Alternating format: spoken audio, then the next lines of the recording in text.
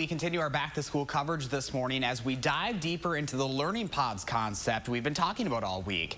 Those pods are essentially small groups of students who get together with a private teacher instead of a traditional school.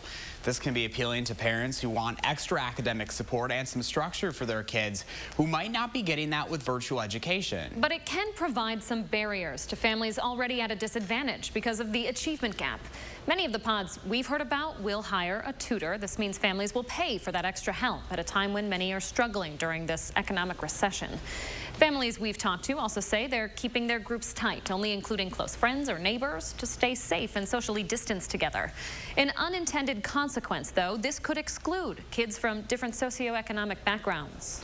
We're also learning there's a difference in what white families are concerned about compared to what families of color are worrying about.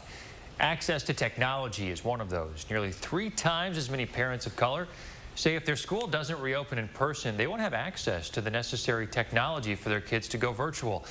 In pods where parents are stepping up and acting as the teachers, parents will inevitably have to take away time from their jobs. For parents of color, this risk is much greater. They are 37% more concerned than white parents about losing income if they can't work. Now, these are real problems local parents are facing right here in Madison. Moms like Jackie Hunt. She's a mother to 5, a grandmother to 8. Her own kids are all graduated from Madison schools, so now she's turning to other parents to make sure they get the support they need. What she's hearing from those families echoes the statistics we just showed you, to the extent that many don't have the ability to pay their rent or even have a place to live, let alone money for a learning pod. What about internet accessibility and even electricity? You know, like, you can't charge a Chromebook in a car. You can't charge a Chromebook sitting in the park. Jackie is trying to be a part of the solution. She's raising some money to get back to school supplies to kids, even though they might be starting the year at home.